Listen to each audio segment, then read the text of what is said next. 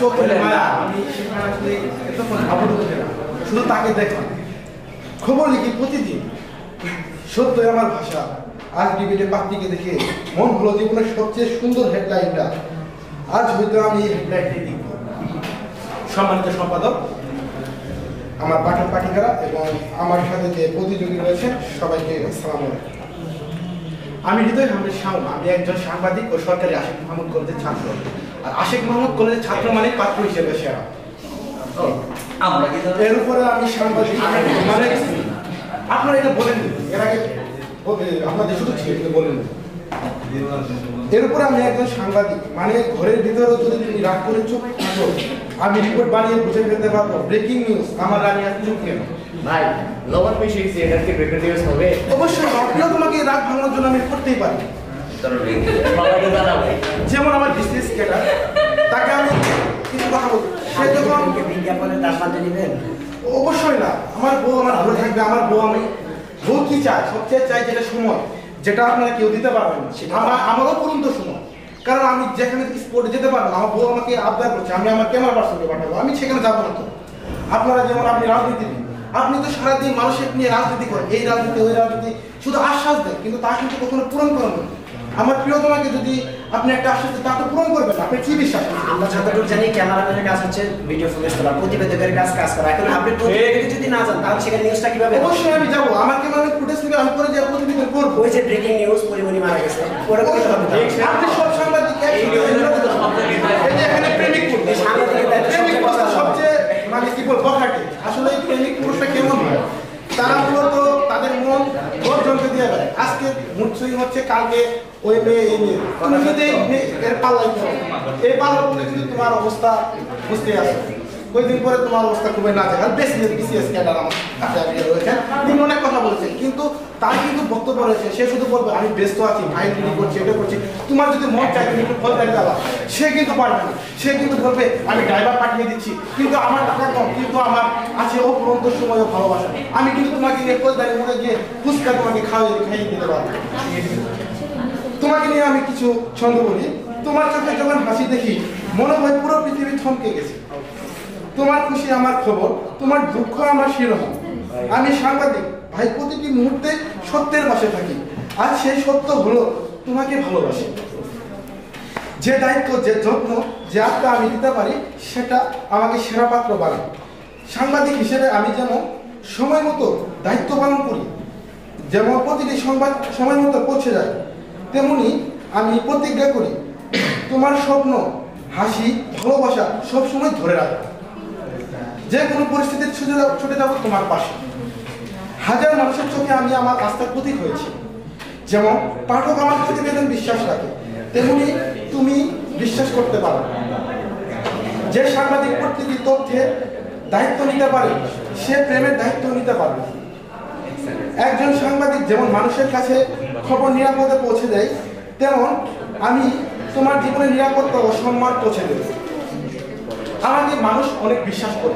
আমার যেখানে সাংবাদিকের নিরাপত্তা নাই সেখানে আপনি আপনার প্রার্থীকে কিভাবে নিরাপত্তা? হ্যাঁ, এখন এটা কথা, এই সাংবাদিকদের সাংবাদিকরা কার কাছে নিরাপত্তা নেই? আপনাদের মতো কিছু বন্ধ রাজনীতিবিদদের।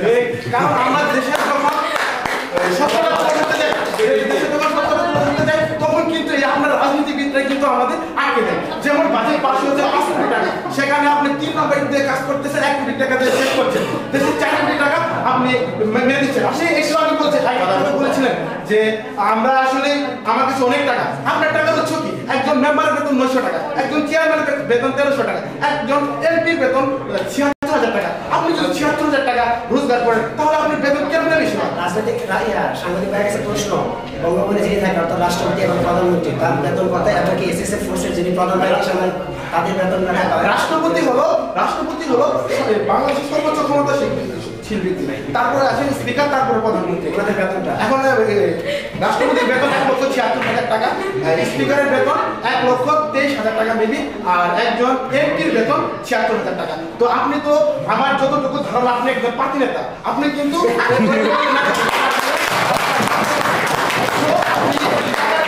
আপনি বুঝিয়ে দিয়েছেন যে এই দেশে সবচেয়ে সহজে টাকা ইনকাম করার রাস্তা হলো আপনার এই রাজনীতি। তো রাজনীতির আপনাদের মতো নেতাদের জন্য রাজনীতি নষ্ট হয়। ধন্যবাদ। আমি আপনাকে কিছু বলতে চাচ্ছি, আমি বলতে চাই প্রেমিক পুরস্কার নিয়ে। তার মধ্যে কিন্তু অপূরন্ত ছিল, সে কিন্তু আসলে শুধু তোমাকে না, সে অনেক মেয়েকে ভালোবাসে।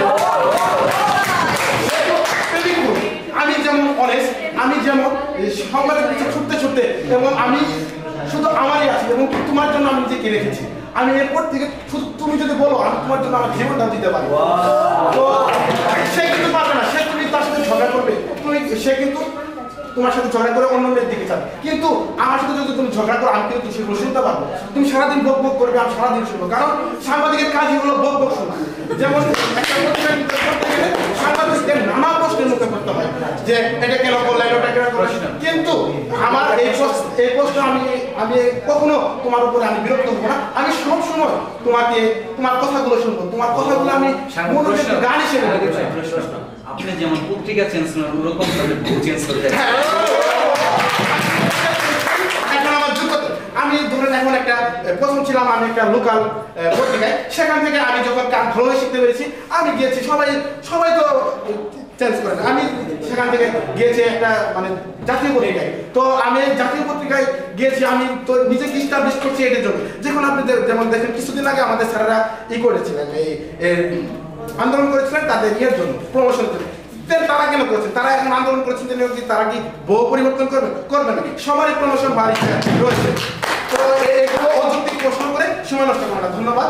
তো বিশেষ করে তাকে নিয়ে বলার কিছু নাই, যে প্রথমেই বলেছিলাম সে সব সময় মানে বলবে ব্যস্ত আছি।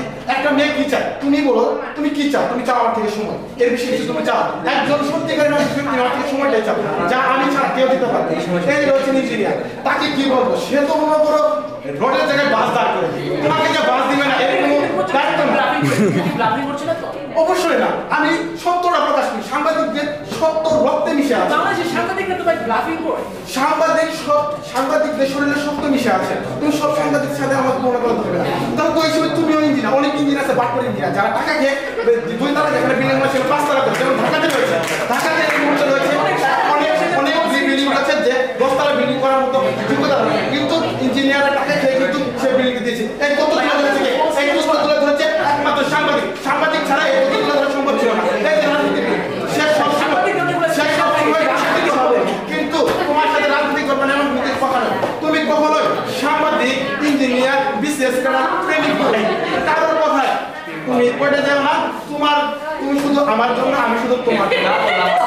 ধন্যবাদ।